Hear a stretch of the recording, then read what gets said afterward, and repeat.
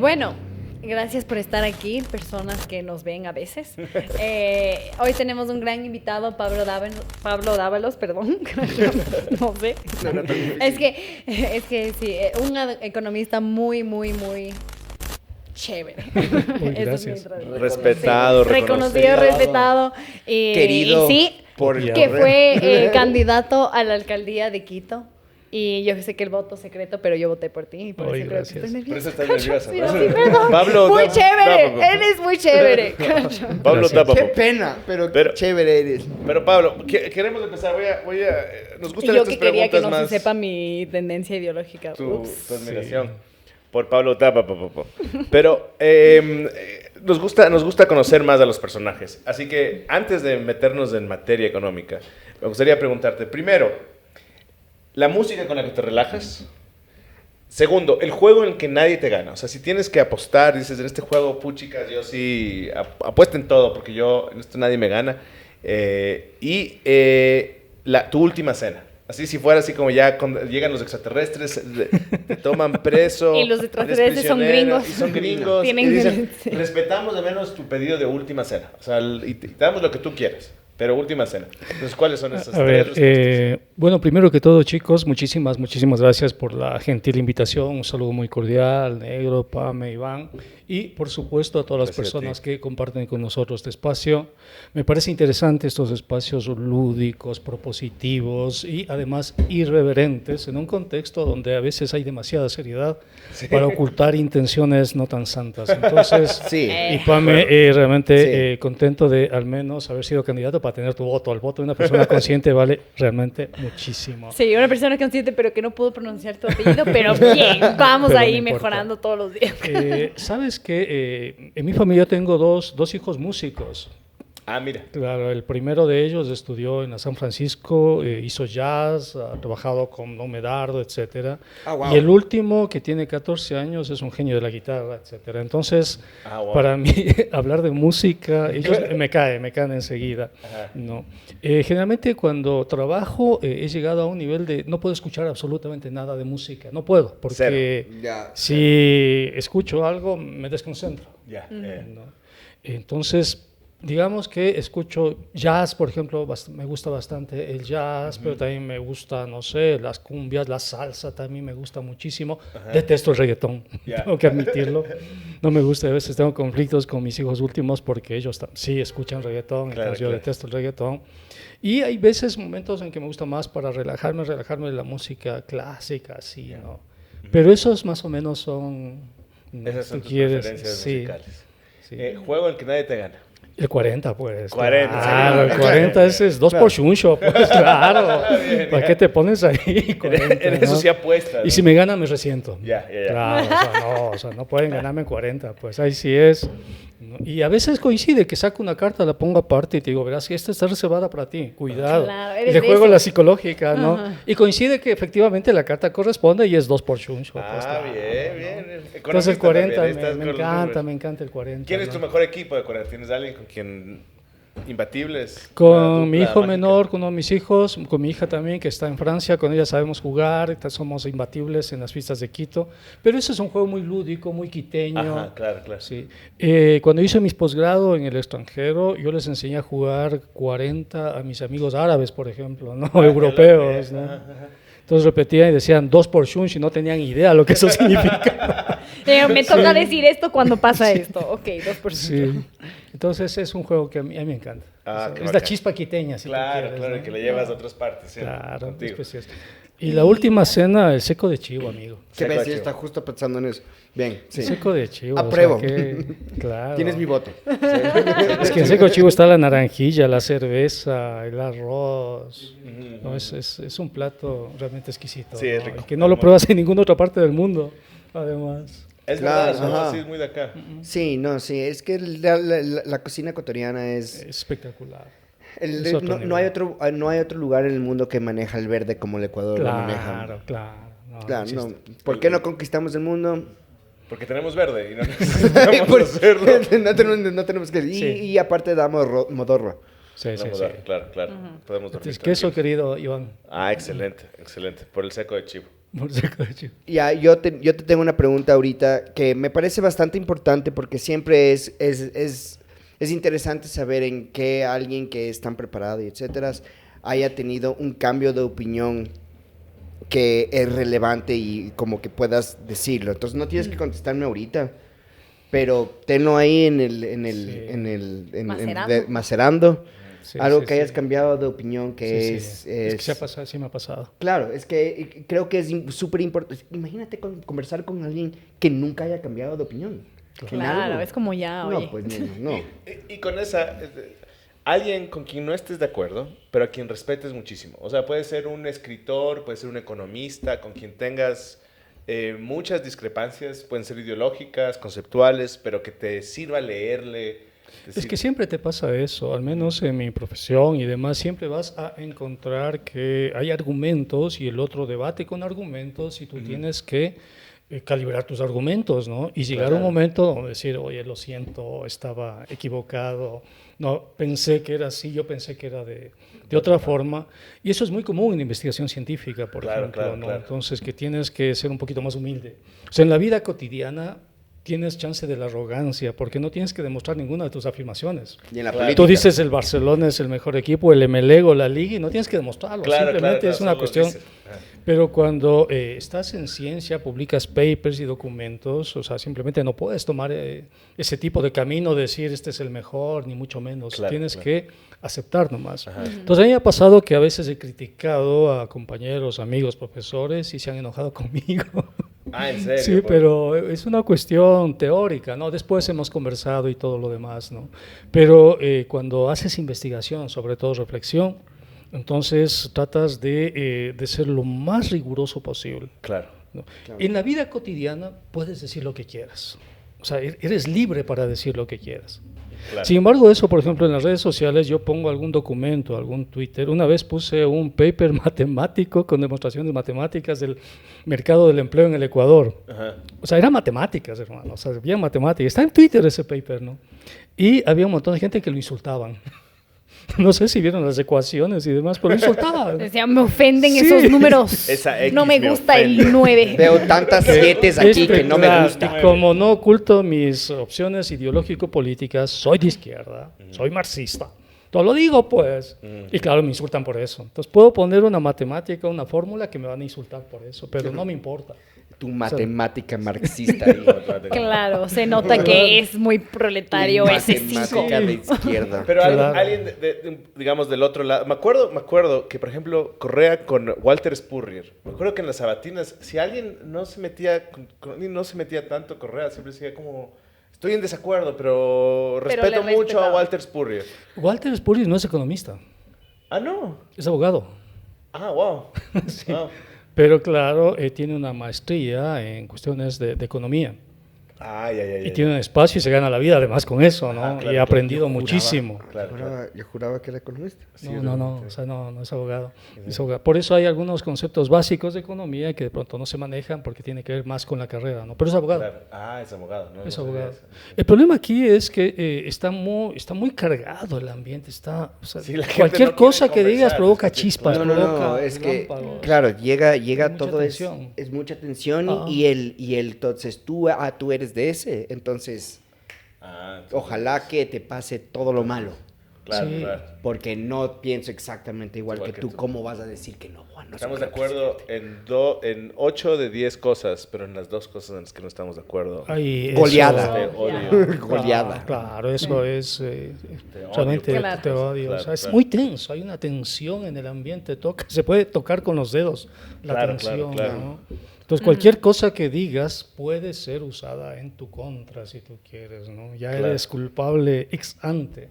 Entonces, si en este espacio digo algo, editan eso y sacan eso. Sí, ya van a sacar. no, tranquilo, que ahorita van preguntas. Para eso. Ahorita Bueno, aquí va lo entonces, que va a salir en la hora. En ese sentido, ¿cuáles serían, o sea, que te surgen a la mente personas con las que discrepas bastante ideológicamente o en cuanto a conceptos de posturas, pero que respetes bastante, que dices, bueno, he discrepado no con estamos de Rafael acuerdo, Correa, por ejemplo, ¿no? Con un tema que me parece clave que el país debe debatirlo, que es el extractivismo.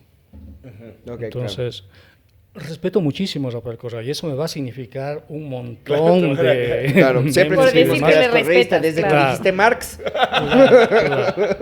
Pero, claro, considero que él forma parte de una visión extractiva de la economía, de la vida, de la sociedad, y ahí hay diferencias radicales, diferencias profundas, creo yo.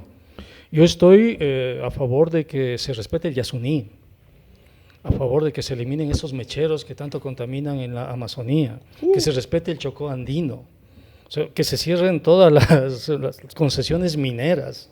Por mí que se cierren hasta los pozos petroleros, yo. Estoy a favor del aborto. Claro. Correa está en contra de eso, ¿no? Y como él hay un montón de personajes, ¿no? Entonces, estoy a favor del matrimonio igualitario. Si dos personas se aman, es problema de ellos, Claro. absolutamente de ellos, cómo se amen y lo que quieran hacer. Pero ese debate todavía no cansa, te genera conflictos, ¿no? Cuando yo puse algo, por ejemplo, de que esas posiciones son extractivistas, no se me responde diciendo por este argumento, sino me insultaron. Te insultan, claro. Claro. Tus zapatos, ¿no? Claro. Entonces, ese es por eso te digo, es un ambiente de una tensión donde tú puedes tocar la tensión con los dedos, ¿no? Eso es fuerte la tensión que hay. Perfecto, entonces para poner un poquito más de atención. el informe a la Nación. Ya. ¿No te aburriste? Traté de no. Increíblemente Traté de no. aburrido. Y te juro que le escuché al señor ministro de Economía. ¿Cómo se llama? Vega. ¿Perdón? Vega, es de apellido Vega. Elocuente. Leyó súper bien sus diapositivas, pero a la final no entendí nada. Entonces era como escucharle a un mecánico explicándome algo. Que a la final solo dice, ya, es lo que sea, pero solo Pero ¿cuánto cuesta? me puedes arreglar. Claro. No entiendo nada. Claro, ¿vamos a comer o no? Necesito que ande el auto. Entonces, tenía 3 preguntas específicas sobre pero al final, aquí va. ¿Qué dijo? ¿Qué dijo y cómo? Explícanos, Pablo. Claro. A la final lo que se trató de, lo que se más o menos entendió de lo que dijo es, todo está bien, no se preocupen. Que todo va a estar peor. Todo va a estar, se va a sentir peor, pero es mejor. Como un graffiti que encontré alguna vez en una pared de Quito que decía, ánimo país que ya vendrán días peores. Más o menos. Sí. No, todo, era cuando estábamos, no me acuerdo, la clasificación, no de Qatar, sino de Rusia, que ya perdimos todo. Y era un titular del Extra y era, no todo está perdido. Todavía falta perder con Argentina y con Chile. Más o Increíble, menos sí. así. Mira, reír para no llorar. Sí, los economistas tenemos una capacidad impresionante de decir muchas cosas y no decir nada. ¿No? Okay. Tenemos la capacidad impresionante de confundir a las personas, de confundir a los electores y demás, porque somos dame un los ejemplo técnicos del poder. Si Dame tú un ejemplo buscas de- dónde está el poder está en la economía. Claro. Claro. Está en los ministerios de economía. Nosotros simplemente te cerramos la llave y hasta ahí llegaste. Puedes ser alcalde de Guayaquil, puedes ser prefecto de Los Ríos, puedes haber ganado con muchísima votación, pero el ministro de Economía, al momento que te cierra la llave, hasta ahí llegaste. Entonces ahí es el de El cómo momento- podemos haber firmado tratados con el Pues, lo FMI, que tú con la quieras. CAF, que pueden sonar súper bien, pero ¿cuál es la terminología para...? Entonces, ahí está, si tú quieres, el centro del poder. Ahí te puedes dar cuenta dónde radican las condiciones del poder. Entonces, si el ministro de Economía además utiliza un discurso que le confunde a la población, porque está hecho para eso, nos enseñan eso. aprendemos claro, en las facultades de economía. Clase, cómo confundir a la gente 101, clase básica. Es que, mira, les enseñamos a los estudiantes en economía cosas que no existen en la realidad. Somos una especie de, ¿cómo se llama? De discusiones bizantinas en el siglo XX, es metafísica, les enseñamos metafísica y los chicos no tienen la más remota idea de que eso es metafísica, de que eso no existe. Te pongo un ejemplo.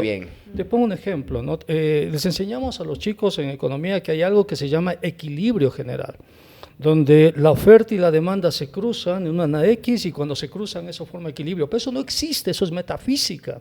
Les decimos que eso es un óptimo y hacemos ecuaciones sobre eso. Claro, como son curvas, entonces cogemos la derivada de la una, igualamos con la derivada de la otra y vamos haciendo ecuaciones y pensamos que ahí está la verdad.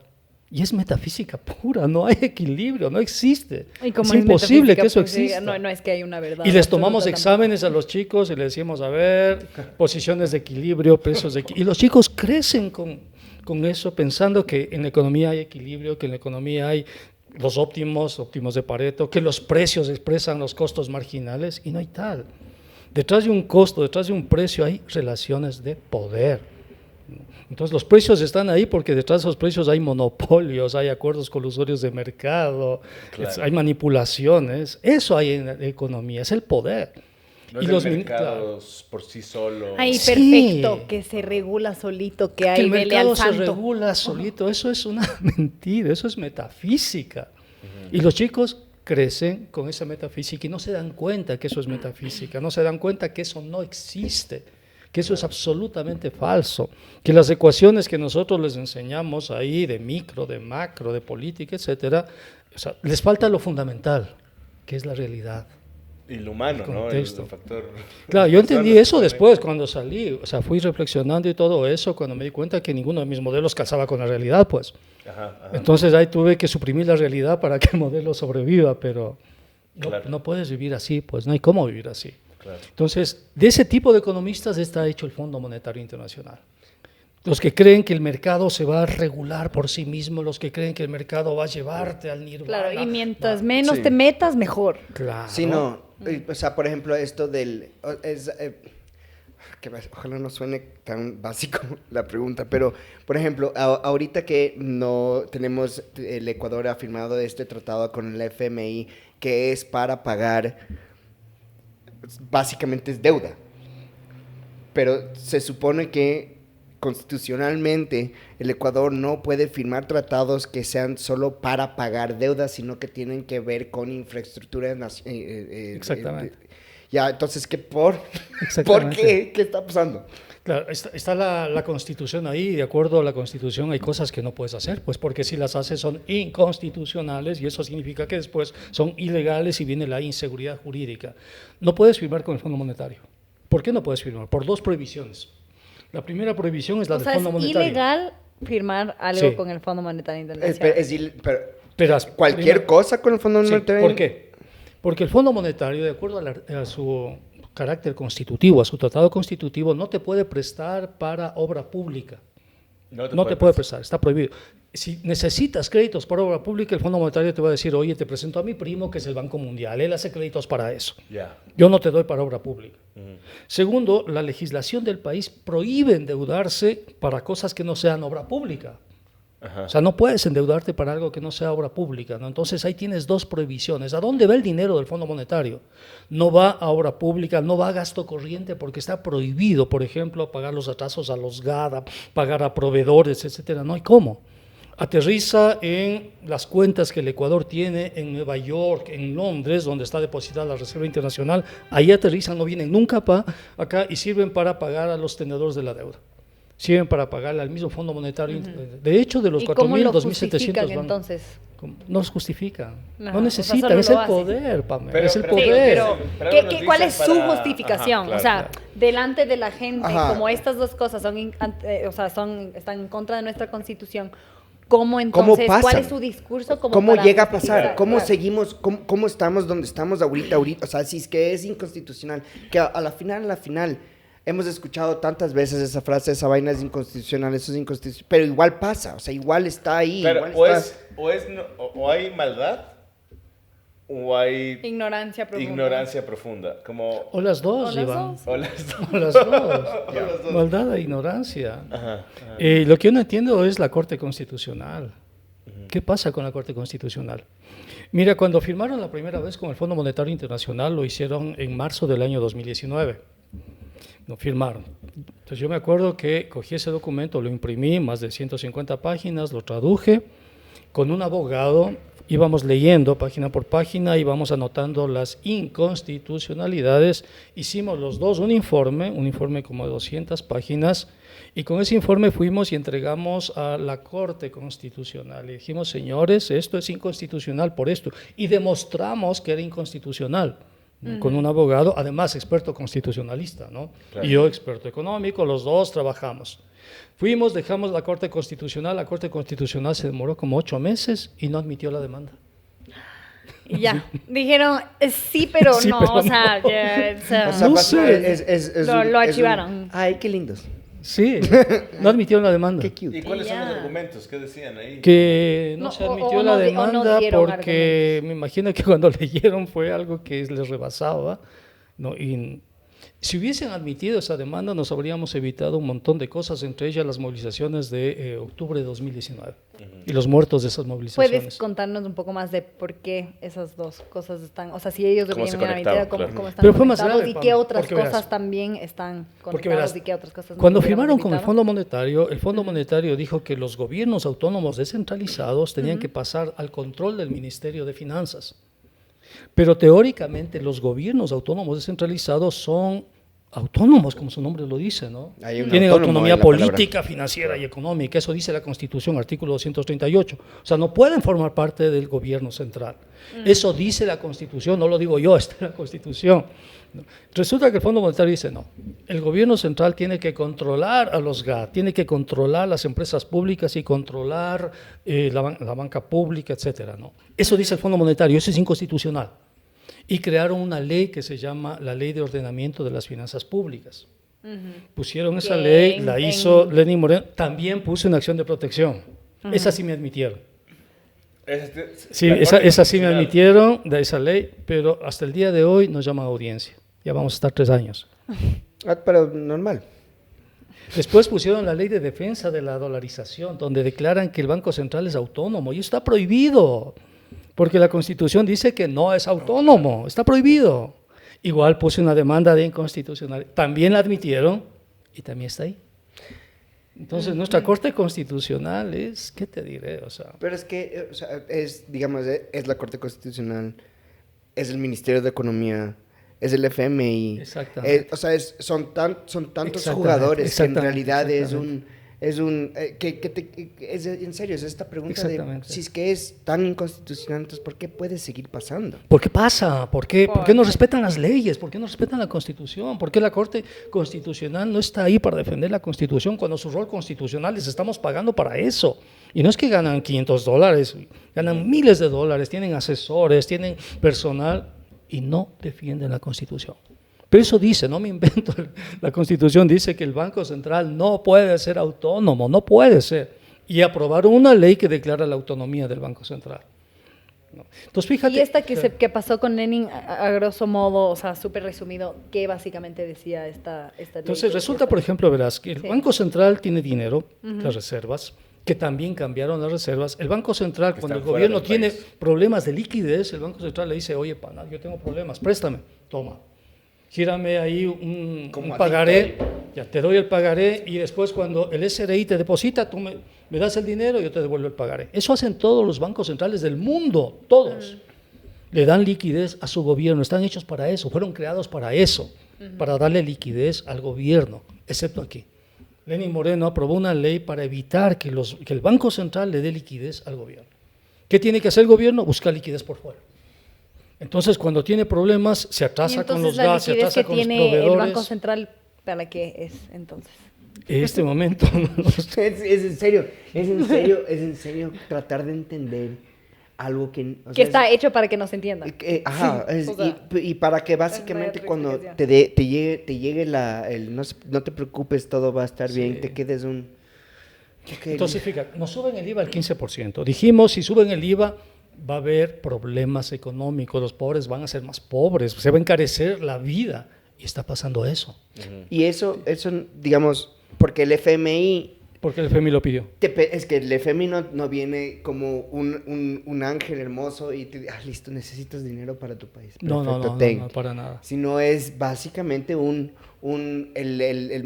ya, ¿quieres? Entonces tienes que subir el IVA, tienes que bajar el gasto público. Pagar la deuda. Pagar la deuda. Y antes que nada, antes que cualquier cosa, es pagar la deuda. Entonces, ¿quiénes son los que en realidad ganan? Son los especuladores que están en otras partes del mundo. Ahora, esta historia del FMI ya la vivimos. La vivimos en los años 80 y la vivimos en los años 90. Es como cuando tú estás en una relación tóxica que te hace daño. Si estás en una relación tóxica que te hace daño y todo el mundo le dice, oye, déjalo, claro. Te está haciendo daño. No, pero es que he escuchado esa historia antes. Esta vez es diferente, va a ser diferente. Ahora sí nos entendemos mejor. Claro, y te va a decir. Y cuando ya sales no vuelves, pues. Entonces ya nos pasó en los 80 y 90. Tuvimos una relación tóxica con el Fondo Monetario. Tan tóxica. ¡Qué larga! Claro, que explotó el sucre, que era nuestra moneda, por culpa del Fondo Monetario. Que eran tan lindos los billetes. ¿Te acuerdas? Eran tan lindos. Era súper. Es tanto más lindo, man. El dólar es aburrido. Explotó eso y después tuvimos, claro, un respiro sin el Fondo Monetario, más o menos unos 15 años sin el Fondo Monetario. El último que firmó con el Fondo Monetario fue Lucio Gutiérrez. Ajá. De ahí, que fue increíble. Claro, se cayó nomás Lucio Gutiérrez. Bueno, tuvimos sin el Fondo Monetario. Luego... Claro, Lenín Moreno decide regresar al Fondo Monetario cuando no había ninguna necesidad económica de hacerlo. Y digamos, necesidad económica es una, y de ahí es el apoyo político para hacer para tomar esa decisión. Exactamente. Es que no entiendes, hermano, no entiendes. Yo recuerdo haber hablado con César Litardo, que era presidente de la Asamblea, y le decía, César, no permitas que se apruebe esta ley, la ley de ordenamiento de las finanzas públicas, le va a hacer daño al país. Hablé con Serrano, ¿no? Le dije, él era, creo que era presidente también de la Asamblea o algo de eso. Dije, hermano, le dije, por Dios, no aprueben la ley de defensa de la dolarización. Sí, no te preocupes, nosotros estamos conscientes que esa ley nos va a hacer muchísimo daño, etc. Aprobaron la ley. Es que también por cómo ponen el nombre, suena como... Es que es para eso. Apela también a, es como el tóxico. Esta industria del miedo, de que... Pero defensa de la dolarización, defensa de la moneda que tenemos ahorita con todos los problemas que hay en el mundo, con la crisis, ¿cómo no vamos a querer defender el dólar? Pero después, en la letra pequeña... tú dices que con Lenín Moreno no había la necesidad económica de hacer ese... No había una necesidad económica. No había. Como el Ecuador podía... Es que, verás, la única forma de que tú vayas al Fondo Monetario es cuando estás en default. Ajá. Default significa que, o sea, cuando te declaran insolvente, más chulco. O menos, y vas al chulco.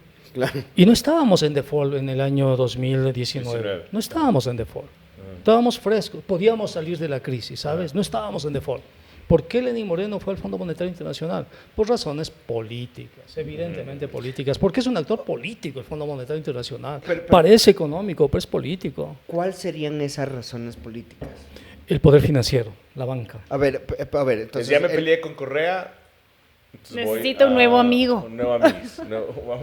Necesito un nuevo amigo. O sea, el poder. O sea, es como, es el man, como es emprendedor.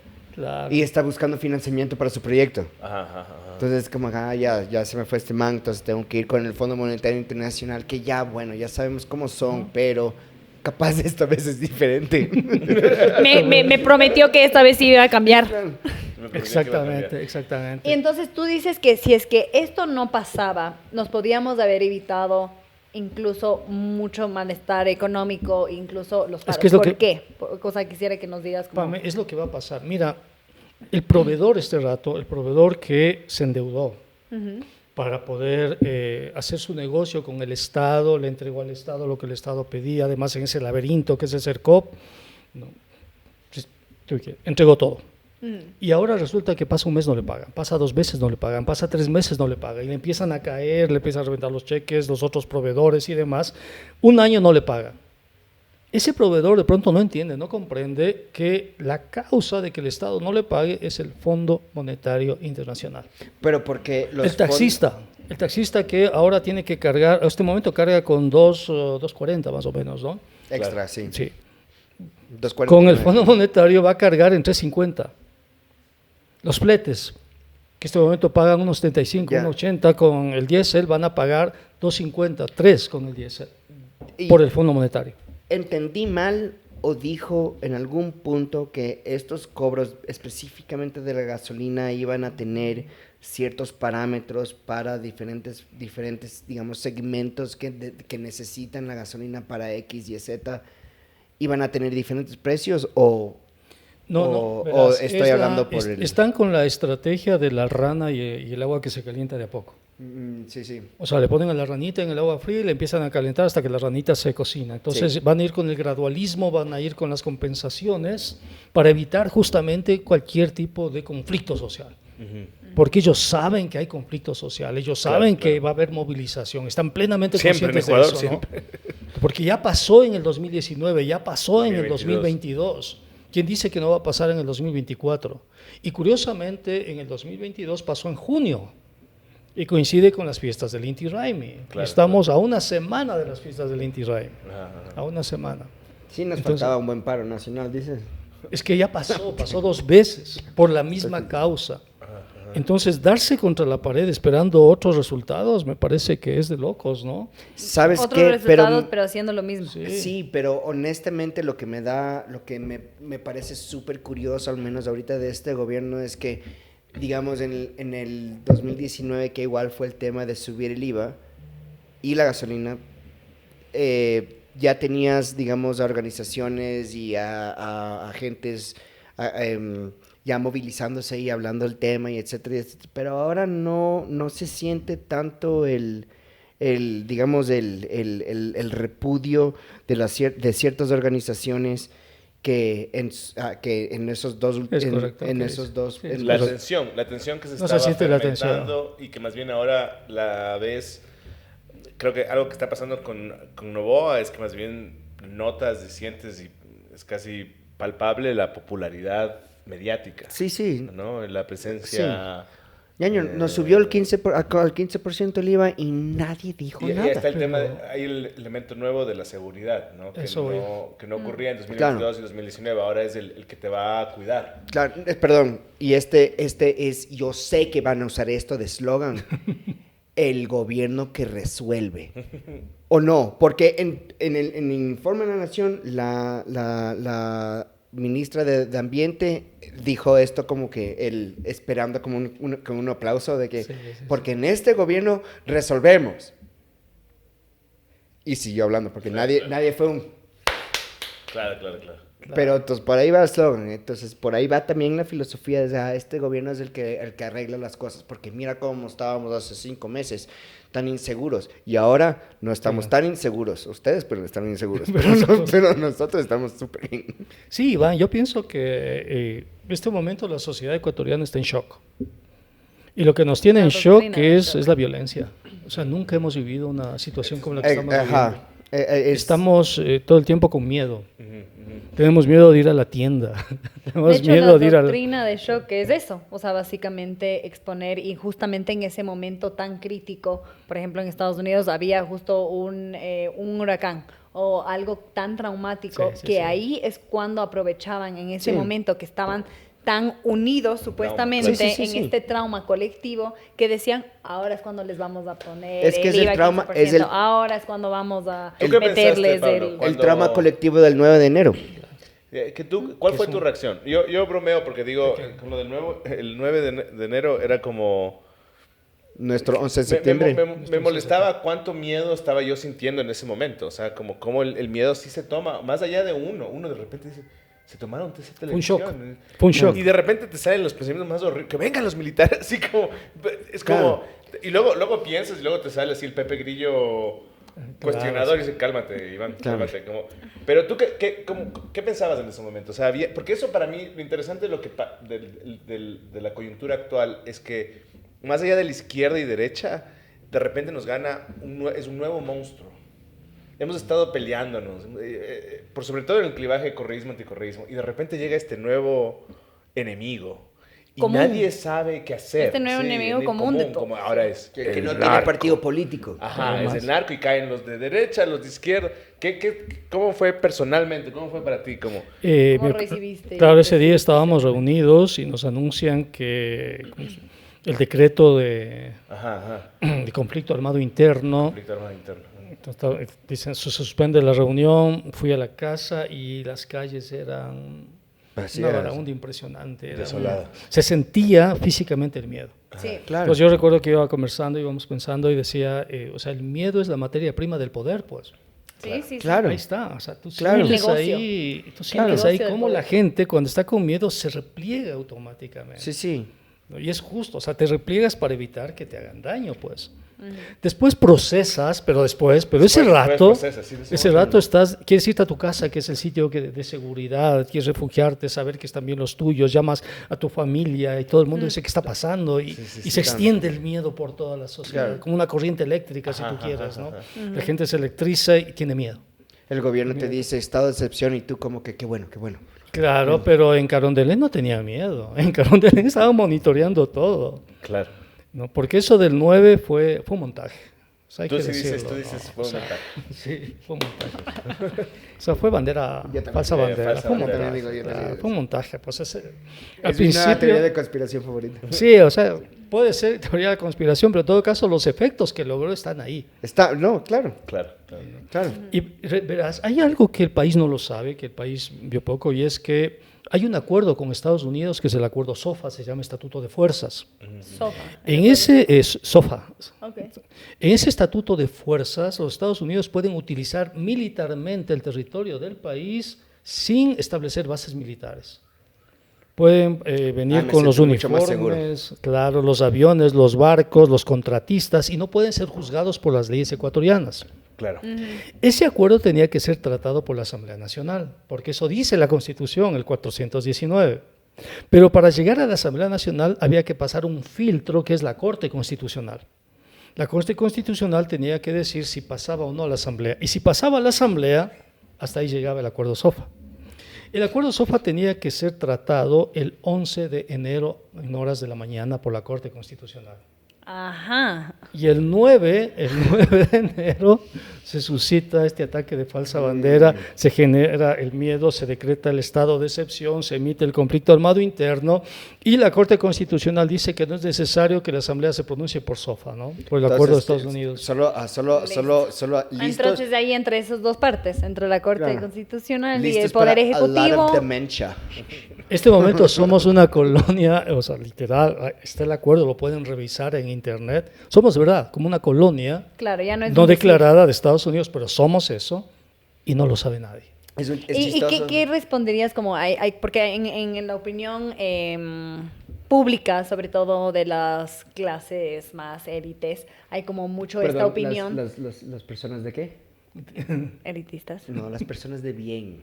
Sí. Las personas sí. de bien. Sí, sí. Es que viven a- Sí, yo sí que ¿cuál es la prueba? Yo no entiendo. ¿Cuál es el examen? Bueno, Las personas de tienen bien. como que esta, sí, con las personas de bien dicen como mucho esto de, bueno, pero es que yo sí prefiero que Estados Unidos venga y nos ayude porque nosotros no podemos y Mejor los gringos que necesitamos los y mejor chinos. los gringos que los chinos y que los rusos y que los no sé qué. Como que cómo uno podría también responder a estas claro, personas estás como en para que entiendan que esto Pero de mira, ser una colonia no es que sea tan bueno. El miedo está ahí. Sí, Porque, y real, es real, medio mira, el gobierno real. te puede decir todo lo que quieras, que sea la seguridad, el IVA y todo lo que tú quieras, pero la cuestión es que te llegan noticias que le asaltaron a tal persona, que tu pariente fue asaltado, que el Los local de tu datos, pariente no. fue Que sí asaltado, está pasando. que está pagando vacunas, que al otro le mataron por no pagar vacunas, y te llega la noticia todo el tiempo. No, Sí, pero de ahí lo estás viviendo, Pero sí. en el informe de la Nación, el señor presidente Claro. nos dice que Todo está bien. en ningún otro gobierno ha habido tanta seguridad como en la que hay ahorita. Pero el gobierno te puede decir una cosa, pero tú sabes, tú sientes que tienes que defenderte. Si un familiar no llega a las 8 de la noche y le estás llamando, estás saliendo a ver, estás diciendo qué pasó, dónde estás. sí. O sea, estás con Sí. una psicosis que antes no tenías. Y toda la sociedad está así. Todos estamos involucrados en eso.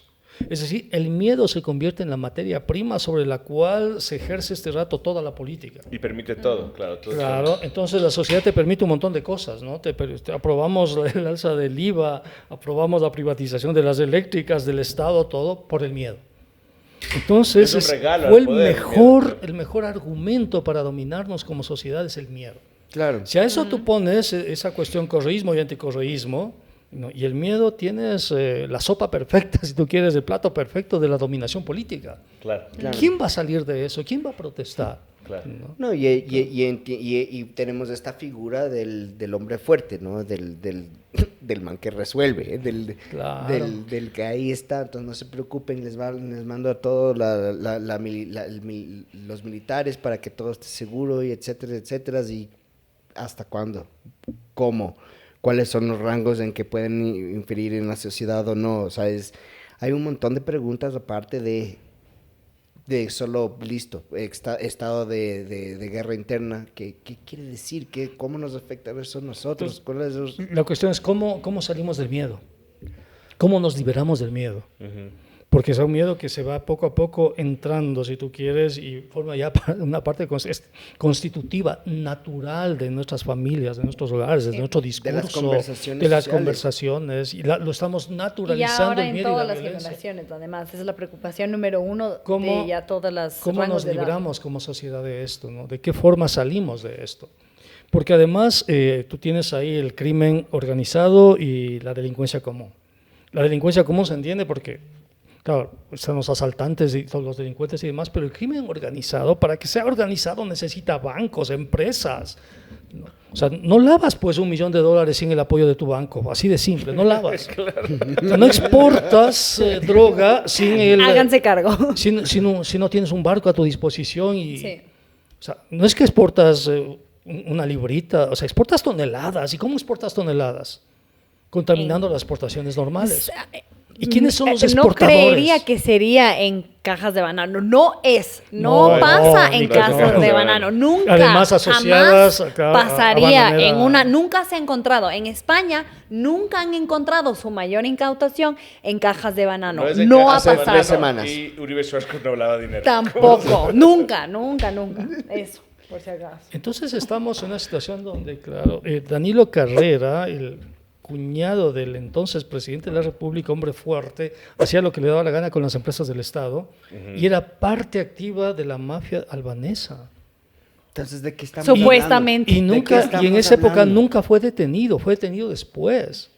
Yo no he visto a ningún capo hasta el día de hoy en las noticias, algún gran capo de la droga, del crimen organizado detenido. No he visto. Yo tampoco. No, pero el hijo de la vicepresidenta sí está. Eso sí. O sea, no he visto que digan que ayer se capturó. resolvieron. No. Pablo, Sí. te voy a decir unos nombres. Ya. Me dices lo primero que se te ocurra. También ¿Ok? tengo algunos. Si tienes como... Es un juego de asociación rápida. Asociación rápida, sin pensarle mucho, ¿ok? Ya. La primera palabra que se te ocurra, sea un La primera adjetivo de palabra. preferencia. Nicolás Maduro. Presidente. Presidente. Pero un adjetivo, dame un adjetivo. Sí, como ¿Qué de piensas tú? describirle. No un sustantivo, sino un adjetivo para describirle. ¿Qué piensas? Acorralado. Acorralado. Milei. ¿Cómo? Milei. Bufón. Bufón. Bukele. Otro bufón. Pablo Lucio Paredes. Economista. ¿Eso Amigo. es adjetivo? Amigo. Es que es amigo. Godet. ¿Cómo? Godet. Es el economista de la San Francisco. Sí, Que sí. Despistado. El Despistado. Sí, he estado con él. Guillermo Lazo. Delincuente. Lenín Moreno. Obsecuente. Daniel Noboa. Oligarca. Rafael Correa. ¿Cómo? Rafael Correa. Odio. Obvio. Petro. Esperanza. Mujica. Sabiduría. Boric. Expectativa. Anderson Boscan. Amigo. Periodista. Putin. Amigo, ¿no? Un líder geopolítico. Netanyahu. Asesino, genocida. Trump. Un peligro. Biden. Despistado. AMLO. AMLO, también sabiduría, o sea, experiencia. Marx. Un genio. John Smith. ¿Cómo? John Smith. ¿Adam Smith o John? Adam Smith. Adam Smith. Otro genio. John Smith. Adam Smith es otro libro. Will Smith. Will Smith es otro. Genio. Genio. Foucault. Foucault, un genio también, pues. Genio. Luisa González. Luisa González, candidata. Adjetivo, no, bueno, ¿Qué está te bien, puedo está decir? bien, está bien, está bien. ¿Qué te puedo decir de Luisa González? Porque voy a decir algunos candidatos. Sí, claro. Sí, con mucha fuerza, podría decir. Tiene mucha fuerza. Pedro Granja. Oportunista. Ok. Yacu Pérez. Otro oportunista. Leonidas Isa. Un líder indígena, líder social. Lourdes Estiván. Lourdes Estiván, en este momento prefecta de Cotopaxi. Bueno, Diana Tamaín. Incertidumbre. Ok. Esteban Torres. Esteban Torres, oportunista. Ok. De ahí quisiera preguntarte, además de esto, ya que mencionamos algunos nombres que ahora están muy de moda, siento, como esta corriente creciente de Milei, ¿cuál es tu opinión acerca de por qué se está instaurando este apoyo a personajes libertarios, proclamados libertarios, como Milei? ¿Qué está pasando? Sí, porque no es solamente ahora en Ecuador. No es solamente aquí en donde se está como que creciendo un poco de ideología. Pensando en tu pregunta, me acuerdo hace tiempos que hablaban de del discurso antisistema de la izquierda, ¿no? Chávez, pues había incluso el espectáculo, todo este montaje de huele a azufre, ¿no? La irreverencia, la que antes era de la izquierda. Era de la izquierda, pero de repente el show antisistema más, digamos, estridentes de la ahora derecha. De derecha. Ahora es Trump, ahora es Milei. Es Milei, es Bolsonaro. Milei en particular, le ves a Milei ahí como ¿Cómo era lo que dijo Milei? Lloren, ¿cómo era? Pero además nada es real, solo el poder. Ya así Milei como un teórico de la derecha. ¿Qué pasó? ¿Cuál un poco? Sí, ¿por qué crees que en tanto? Porque aquí todavía no tenemos, creo, a alguien como tan Milei, pero todavía. Bukele, Eso es lo que a mí me da un poco de miedo, de que igual en la escucha social, en lo que quieren los ciudadanos, en las últimas encuestas, es justamente un Bukele ecuatoriano, y por eso también seguramente el equipo de comunicación de Novoa le está diciendo tienes que salir y hacerte el Bukele ecuatoriano y meterte en la y hacer todas estas cosas. O sea, ¿por qué en este clima justamente huevos del grandes, miedo en el que estamos viviendo en Ecuador y también a nivel en distintos países, por qué ahora están tomando fuerza estas nuevas corrientes? Yo creo que la sociedad, las personas tienen demandas. Y el sistema político, en vez de satisfacer esas demandas, más bien cierra los espacios, sobre todo a los jóvenes. O sea, tú estudias y antes estudiabas, tenías trabajo, tenías opciones, tenías futuro, pero en los últimos años les hemos cerrado el futuro a los más jóvenes. Les decimos, chicos, no tienes futuro. Claro. Pero ya estudié, pero por aquí, o sea, no tienes futuro. Claro, hice lo que me dijeron que tenía que hacer. En influencer. Tengo los títulos de esos que me dijeron que tenía que tener para poder estar súper bien. Y no tienes. Y mírame haciendo podcast. Entonces, el momento en que te quitamos el futuro, te quitamos también tu vida, la relación con la sociedad. Y necesitamos una expresión de rabia, de bronca, porque nos están quitando el futuro, nos están quitando la vida. Sobre todo los más jóvenes, ¿no? ¿Dónde puedes ser libre? En las redes sociales, ahí eres libre, pero fuera de las redes sociales no eres libre, o sea, tú quieres, ¿no? No tienes libertad, no tienes futuro. ¿No? Hay una canción de los Sex Pistols que se llama No Futuro, de hecho, ¿no? Que tiene que ver justo con los campos de concentración y demás, pero fíjate tú, les quitamos el futuro y además les decimos, mira, vota por este. Entonces ahí viene la bronca, la rabia contra el sistema político y viene algo que se llama la antipolítica. No quieres saber de política, no quieres saber nada de los políticos, ¿no? Y te identificas con el más antipolítico de los políticos, el que lo rompe todo, el que es grosero, el que habla malas palabras, el que dice políticos de mierda, etcétera. ¡Zurros! Entonces te identificas, logras una identificación simbólica porque él expresa lo que tú sientes. Lo que tú no sabes es la construcción que hay detrás de ese personaje. Detrás de ese personaje está el poder. el poder financiero, el poder empresarial, que lo utilizan justamente para eso, para lograr ese puente, para que tú no encuentres otra salida, ¿no?, del cambio de sistema, no sé, institucional, lo que tú quieras, pero terminas identificándote con eso. Sí. Sí. Y la izquierda no logra, o sea, no ha logrado crear esos conectores. Porque la izquierda este rato se ha vuelto muy institucional, si tú quieres, muy pegada a lo políticamente correcto, ¿no? Entonces no quiere romper la izquierda, no quiere que le digan populista y todo lo demás, Sí. ¿no? Ya. Quiere ser, si tú quieres respetar todas las reglas en un contexto donde ya no hay reglas, ¿no? Solo la izquierda se queda con las reglas. En ese sentido, gana el populista. Claro. ¿No? Ahí, Sí. pero tú tienes otros ejemplos, tienes el caso de Petro en Colombia, tienes el caso de AMLO, probablemente Claudia en México, pero en España, en cambio, tienes el caso de Vox, Abascal, por ejemplo, en Hungría. Que de hecho Víctor, el voto de Podemos migra a Vox, porque Sí. justamente en esta misma línea de Sí. lo Antisistema. anti-establishment. Pero van Entonces, igual sí. Estados Unidos, ¿no? Sí, sí, Es- no, igual en Estados Unidos. o sea, Ese voto migró de uno a otro. Ningún de la izquierda va a votar por Biden. O sea, O sea, no. eso no va a Entonces, votar. necesitamos reinventar la izquierda, porque resulta, aquí verás, aquí hay algo curioso. Le preguntan a los ciudadanos, le preguntan si quieren conservar el Yasuní. Sí, gracias. Y le ponen una propaganda y le dicen a Ciudadano que si no hay los recursos del Yasuní, el país va a la quiebra. Y en contra de esa propaganda, el 60% de ciudadanos votan por el Yasuní. Claro, claro. La última experiencia, le preguntan a Ciudadano si quiere el trabajo por horas en un contexto donde hay desempleo. Y los ciudadanos dicen, no, no queremos trabajo por horas. Le preguntan sobre laudos arbitrales en un contexto, la gente no tenía la más remota idea de lo que es un laudo arbitral, pero cuando se enteró dijo, no laudos arbitrales. Es decir, tienes un electorado muy consciente, pero un sistema político que no enchufa con ese electorado. Tú no tienes a políticos que le hablen de cambio climático, de inteligencia artificial, de criptomonedas, de reducción del trabajo. Blockchain, o de como- blockchain. O sea, no tienes eso, tú no Pero- les tienes. ¿Crees que es algo un poquito también como que por diseño? Como que no quieres en realidad toparte con el electorado que tenga ese tipo de... Pero ahí está ese conocimiento? electorado. O sea, el 60% que votó por Yasuní, ese electorado, cuando ve a un candidato afín a esa tesis, va a votar, más allá de izquierdas y derechas, etcétera, ¿no?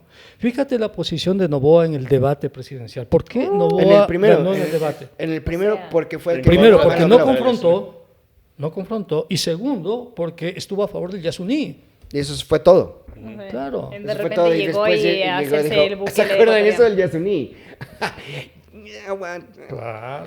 Claro. Entonces, están los jóvenes. ¿Qué mundo les estamos ofreciendo a los jóvenes? Mis estudiantes, etcétera. ¿Qué les digo a mis estudiantes que van a enfrentar el desempleo? Que lo que estudian no les va a servir. ¿Cómo les digo eso? ¿Cómo puedo ser tan cruel? Después de que han hecho tanto esfuerzo, tanto ellos como sus familias. ¿Qué les digo? ¿Cómo les dices que la sociedad que estamos construyendo les va a quitar el futuro, la esperanza? Es fuerte. Sí. Y la política tiene que resolver eso.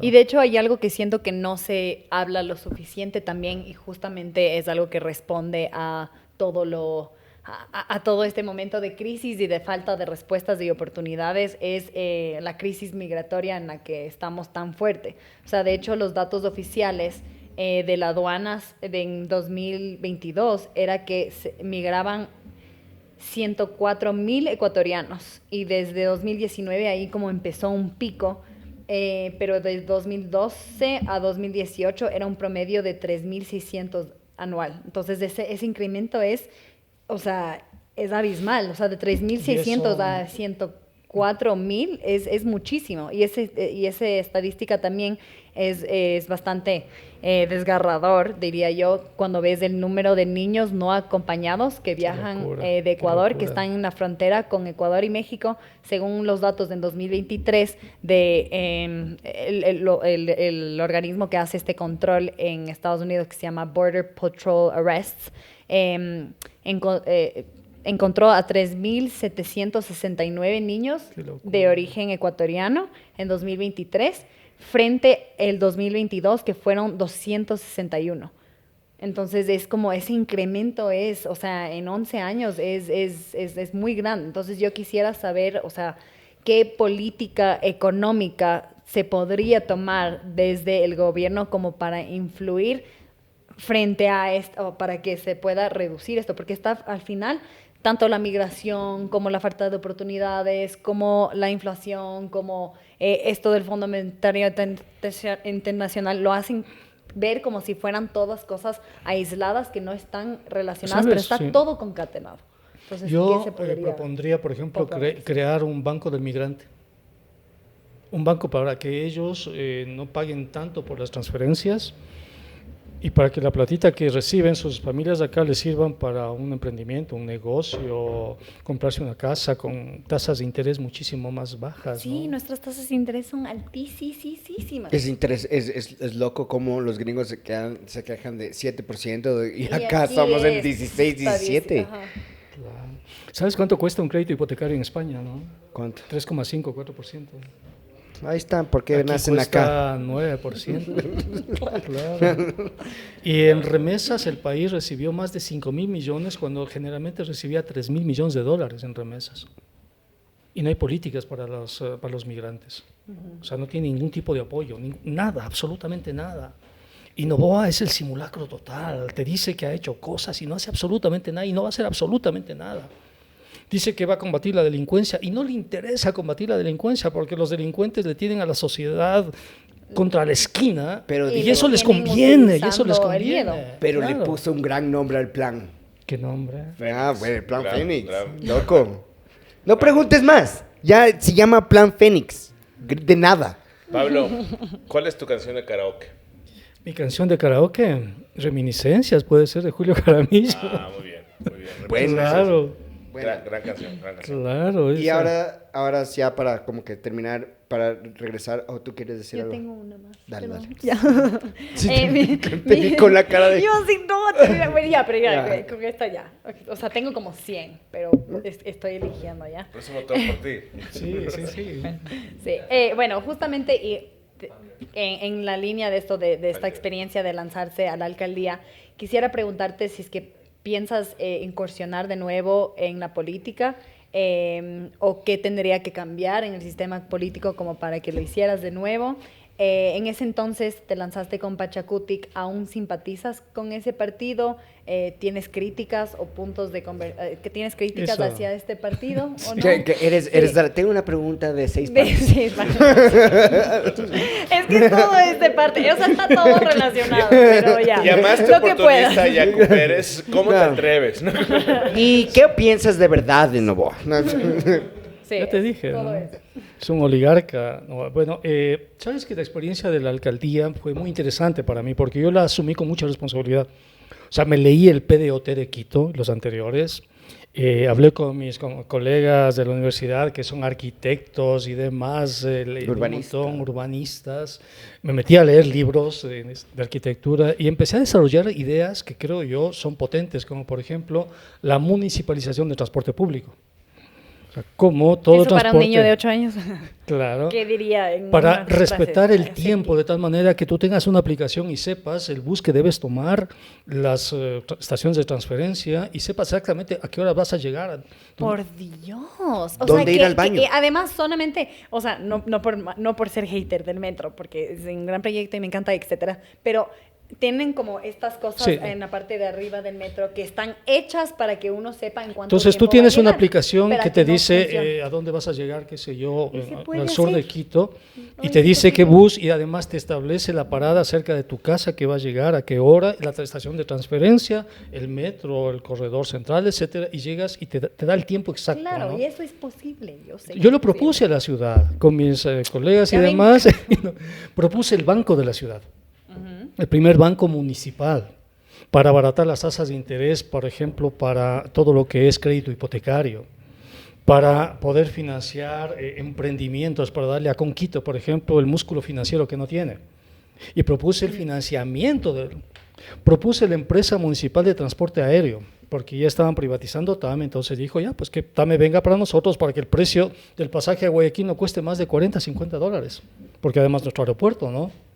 Propuse eso, propuse el Quito nocturno para que la gente salga con seguridad y todo lo demás. No sirvió de nada. O sea, son... No sirvió Ojalá que absolutamente sí, ¿no? de Yo creo que nada sí, porque el elector simplemente está... El elector no sé qué le pasa. Yo no soy político en ese sentido. Soy más académico, ¿no? Claro. Entonces, claro, me choqué, tenía que convertirme en político y ese fue mi error, creo yo. Claro. No, ¿sabes lo que pasó? Radio Canela. Eso es lo que pasó. Pablo, ¿por qué te tiene tanto resentimiento Rafael Correa? Yo no le tengo resentimiento a Rafael. No, En no, absoluto. ¿por qué él a ti? ¿Por qué me tiene él Sí, resentimiento? ¿por qué te tiene No le tanto- gustan tus zapatos. Sí, ¿qué onda? ¿Por qué? Claro. ¿Qué no te perdona? ¿Cómo? Habría que preguntarle. Mira, los dos trabajamos juntos en el Ministerio de Economía en la época de Palacio, los dos. Los dos somos economistas en ese entonces de izquierda. Cuando él fue candidato, yo hablé con Alberto Acosta y yo le dije a Alberto Acosta, ten cuidado con Rafael Correa. Es una persona que no puede manejar el ego. Trata de buscar una forma de manejar ese ego, si no se te va a ir de las manos. Año 2007. ¿Qué le dijiste, Alberto? 2007. Jue madre. Y lo escribí Año además. 2017. Lo escribí porque lo publico y demás y dije al país, si Correa gana, va a ganar. Tiene un ego tan grande que se va a convertir en un problema para el país y para él. Ajá. O sea, no puede manejar su ego, ¿no? Sí, eso lo publiqué en 2007-2008, ¿no? ¿Cómo y lo finalmente viste? pasó eso. ¿Cómo le viste esto ¿Cómo del ego? detectaste eso? En Se el veía ministerio. solito en videos. No sé si se veía, pero en el ministerio empecé a constatar cómo le iba creciendo ese ego, ¿no? Esa megalomanía. Y eso en un país como el nuestro, una sociedad como la nuestra, es un problema. Eso es un problema y finalmente ahora estamos entrampados en el correísmo y anticorreísmo por culpa de eso. Exacto, sí, tenemos Culpa de ese eso. ex tóxico de lo que es el correísmo. ¿Y crees Sí. que él no te perdona eso? Porque es curioso, porque es como Correa, sí, es Pablo Dávalos. El Correa y los trolls correístas son como calmados, como qué onda. Mira, él me dice, claro, cuando yo le dije que es activista, me dice, ahí están los asesores, y pone comillas en asesores del movimiento indígena. Pero yo no soy asesor del movimiento indígena, no soy asesor, yo soy militante del movimiento indígena, Ajá. soy uno más de ahí. No estoy asesorando, formo parte de las discusiones, de los entramados, de las propuestas. Nos equivocamos, pero nos equivocamos en masa. Y acertamos en masa, claro. Pero formo parte de esa estructura. Entonces tú sigues siendo parte y militando Yo por soy militante Si del es que te movimiento lanzaras por algo, entonces fuera Fuera por por- Pachuca. pero no depende de mí, o sea, es el Ah, movimiento el que ellos me lanzaron 2 veces, me dijeron, me lanzaron y como militante tienes que asumir. O sea, no es que yo fui y les dije, mira, yo quiero ser candidato te a dijeron, alcalde. tú va, No, te me dijeron, tú toca. Te vas. tocó, ñaño. Ok. Te pones la camiseta, te Vaya, amarras los compa. zapatos y entras a la cancha. Como que te empujan al tobogán. ¿no? Exactamente. Cuando eres Claro, militante es te como toca. 1, 2. Entonces, ahora no, yo soy militante, no me han propuesto nada, espero que no, como estoy bien, pero si me proponen, o sea, cuando eres militante te toca, te amarras los zapatos, te pones la camiseta, sacas el calentador y entras a la cancha. ¿Y podrías contarnos cuáles serían, si es que tienes alguna crítica al partido? Se equivocó al poner unos impresentables en Guadalupe Llori. Es una vergüenza para el país esa señora, por Dios, ¿no?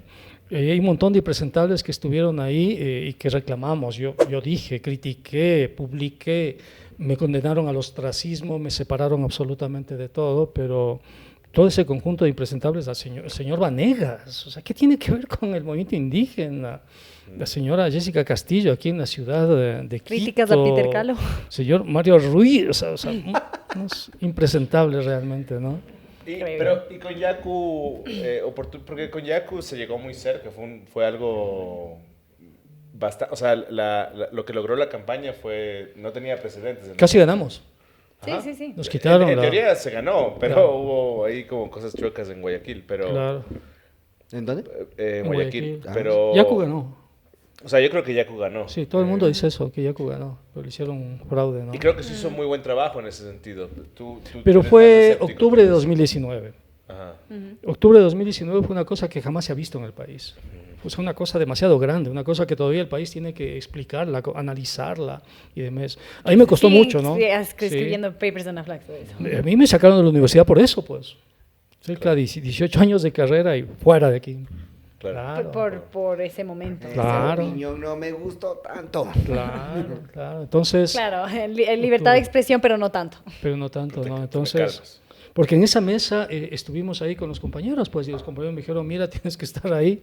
Y cuando nos sentamos en octubre de 2019, quien estaba al frente mío como ministro de Economía había sido mi alumno, Richard Martínez.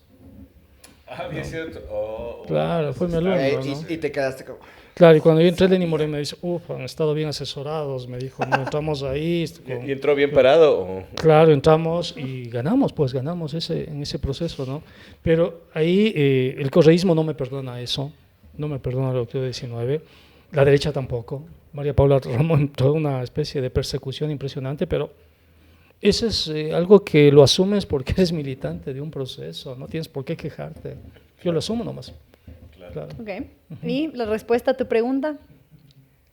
¿En qué es lo último que has cambiado de opinión? En muchas cosas, verás. Yo creía, de lo grande a lo chiquito, creía en la cuestión de la Unión Europea y los derechos humanos.